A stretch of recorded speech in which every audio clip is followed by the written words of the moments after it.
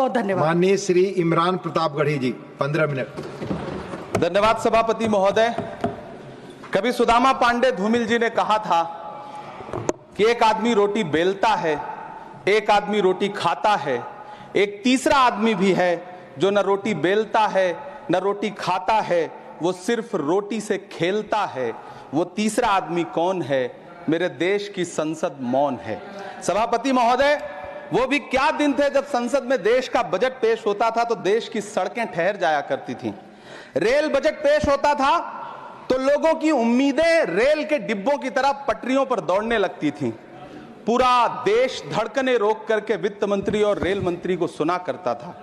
अफसोस, अब बजट पेश हो जाता है, मीडिया चैनल सरकार का महिमा मंडन करते हैं और बेचारी जनता बजट के आंकड़ों के शब्द जाल में उलझी हुई महीनों बाद समझ पाती है कि उसका तो फिर से कट गया। सभापति महोदय, पिछले 2 साल अमृतकालीन बजट पेश किए गए और इस बार एक नई शब्दावली गढ़ी गई है, तुष्टीकरण बनाम संतुष्टीकरण का बजट। सभापति महोदय, सुनने में कितना अलंकारिक लगता है ये शब्द। सोच रहा हूं देश की वित्त मंत्री और प्रधानमंत्री जी से पूछूं कि आखिर किसकी संतुष्टि? जिस बजट में मनरेगा के लिए 1 रुपए की बढ़ोतरी ना हो, वही पुराना 86,000 करोड़, जबकि पहले ही 9,754 करोड़ का घाटा हो, जिस मनरेगा से करोड़ों मजदूरों के घर में चूल्हा जलता हो, उस मनरेगा में काम करने वाले गरीब मजदूरों के लिए अगर आपके खजाने से 1 रुपया भी इजाफी नहीं निकल सका तो भला कौन संतुष्ट हुआ साहब? इस देश का गरीब मजदूर या आपके उद्योगपति दोस्त? वो जो महाराष्ट्र में लोकसभा और विधानसभा के बीच में 40 लाख मतदाता बढ़ाए गए थे, अरे उन्हीं के लिए मनरेगा का थोड़ा सा बजट बढ़ा देते। क्या उसमें मनरेगा का एक भी मजदूर नहीं था? 40 लाख लोगों में सारे के सारे 12 लाख की छूट वाले से आगे के लोग थे। सभापति महोदय, कल जब वित्त मंत्री जी देश की संसद में भाषण दे रही थी तो वहां मुंबई में कोई गरीब इंसान जब अपनी जेब टटोल करके अपनी मोटरसाइकिल में 1 लीटर पेट्रोल भरवा रहा था तो उस पेट्रोल की कीमत थी 103 रुपया प्रति लीटर। आखिर इतना महंगा पेट्रोल डीजल खरीद के कौन संतुष्ट हो रहा है? इस देश के गरीब लोग या फिर सरकार के चहेते धन्ना सेठ?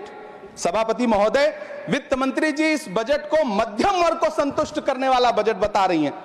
अरे मैडम, हम आप यहां पर बैठे रहते हैं और वहां बाहर इसी दिल्ली में 1 लीटर दूध, चाहे वो अमूल का हो या फिर मदर डेयरी का हो, उसकी कीमत 73 रुपए लीटर है। इतना महंगा बेच करके कौन संतुष्ट हो रहा है? गरीब जनता या आपके धन्ना सेठ दोस्त? सभापति महोदय, इस सरकार का बाजार और महंगाई पर कोई नियंत्रण नहीं रह गया है। चाहे देश में लहसुन 400 रुपए किलो बिक जाए, टमाटर 100 रुपए किलो बिक जाए, प्याज का दाम सुनकर आंखों में आंसू आ जाए, लेकिन वित्त मंत्री महोदया बजट में महंगाई का मां भी नहीं बोलती हैं। बच्चों की किताब और पेंसिल तक पर टैक्स लगाने वाले सरकार से मैं पूछना चाहता हूं कि आप मध्यम वर्ग का हितैषी बताते हैं खुद को, तो शर्म नहीं आती है? खुद को धार्मिक कहने वाली सरकार भगवान श्री कृष्ण के प्रिय खाद्य पदार्थों दही और मक्खन तक पर जीएसटी लगाती है और बात करती है मध्यम वर्ग की हिमायती होने की। जिंदा रहते हुए जनता से हर चीज पर टैक्स वसूलने वाली यह सरकार कम से कम मरने पर तो लोगों को बख्श देती, लेकिन नहीं, वहां भी लूटना है। अंतिम संस्कार के सामान अगरबत्ती, धूप बत्ती, केवड़ा जल, चंदन पाउडर, जौ, बताशा, काला तिल, पंचरत्न, कपूर और कफन तक पर टैक्स लेने वाली यह सरकार किस मुंह से खुद को मध्यम वर्ग का हितैषी बताती है? कौन सी संतुष्टि? किसकी संतुष्टि? कदम कदम पर टैक्स देकर लुटने वाली जनता की या फिर जनता से टैक्स वसूल करके धन्ना सेठों का खजाना भरने वाली सरकार की? किसकी संतुष्टि? सभापति महोदय, 18 अगस्त 2015 आरा का बिहार का ऐतिहासिक मैदान, सजा हुआ मंच, हजारों की भीड़ और सामने खड़े हुए देश के प्रधानमंत्री का भाषण। बिहार के भाइयों बहनों, आज मैं बिहार के लिए पैकेज की घोषणा कर रहा हूं। 50,000 करोड़ कर दूं कि ज्यादा कर दूं? अखिलेश भाई, 60,000 करोड़ कर दूं कि ज्यादा कर दूं?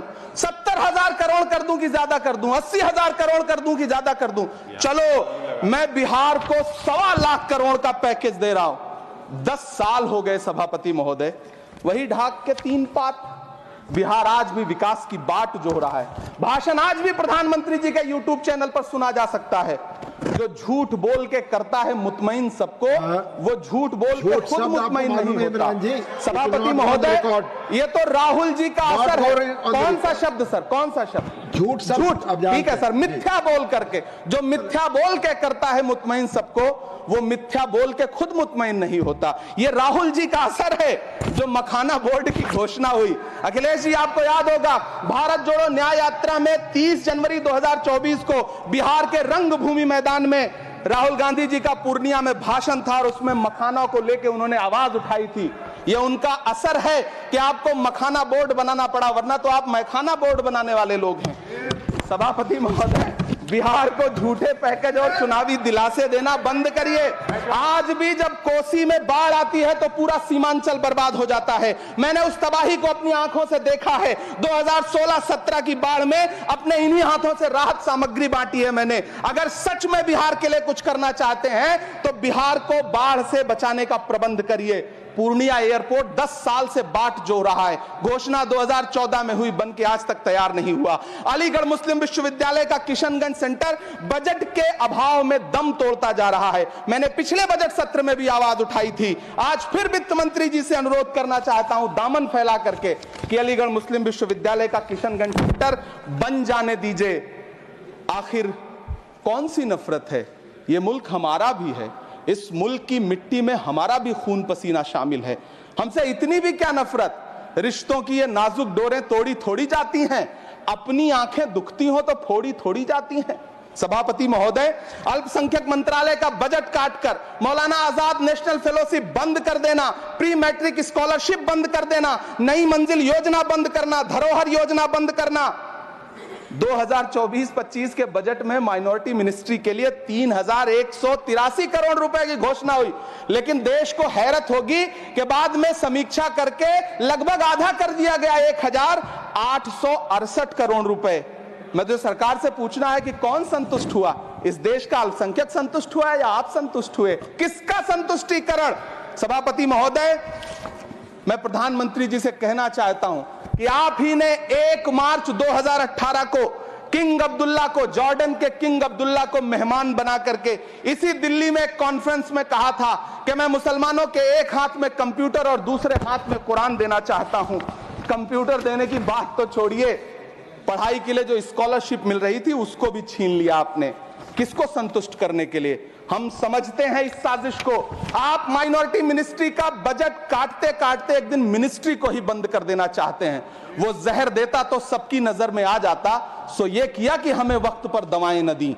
सभापति महोदय, मैं तो वित्त मंत्री जी से पूछना चाहता हूं आपके माध्यम से कि शायद आपको पता ही नहीं है कि गृहस्थी चलाने वाली एक गृहिणी की मुश्किलें क्या क्या होती हैं। आपने कभी सोचा भी नहीं होगा कि जब वो किचन में सब्जी बनाने के लिए कढ़ाई में तेल डालती है तो उसके साथ उसके आंसू भी गिरते हैं। सभापति महोदय, शायद उन्हें पता भी ना हो कि एक छोटी सी गाड़ी और एक छोटे से फ्लैट का EMI भरने के बाद इस देश का एक गरीब इंसान जब अपने बच्चों की फीस भरने के बारे में सोचता है तो उसे कितनी खुशियों का गला घोंटना पड़ता है। शायद उनको पता भी नहीं है कि फसल बेच करके बिटिया की शादी का सपना सजाने वाला किसान जब अपनी फसल बर्बाद देखता है तो कितनी रातें सो भी नहीं पाता है। सभापति महोदय, शायद वो कभी इस पीड़ा को समझ ही नहीं पाएंगी कि परिवार के किसी एक सदस्य को कैंसर जैसी बीमारी हो जाए तो घर और जमीनें गिरवी रख उठती हैं लेकिन इलाज नहीं हो पाता। सभापति महोदय, इसी देश की संसद में कभी स्वर्गीय सुषमा स्वराज जी ने कहा था कि जब देश की करेंसी गिरती है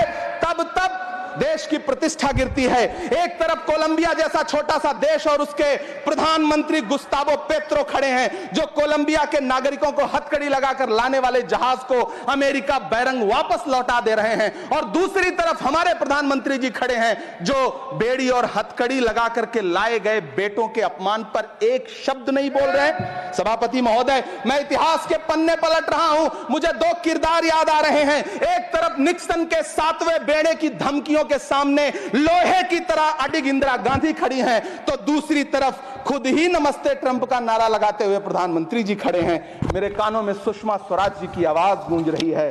बहुत कम बोलने वाले डॉक्टर मनमोहन सिंह ने बहुत ज्यादा बोलने वाले प्रधानमंत्री जी को जब देश की बागडोर सौंपी थी तो $1.58 का था, आज 85 से 87 के बीच में झूल रहा है।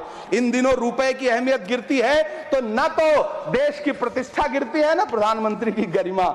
जिस देश में 80 करोड़ लोगों को 5 किलो राशन के लिए कतारों में लगना पड़ता हो, उस देश में यह सरकार 12 लाख तक के टैक्स न लेने के लिए अपनी पीठ थपथपा रही है।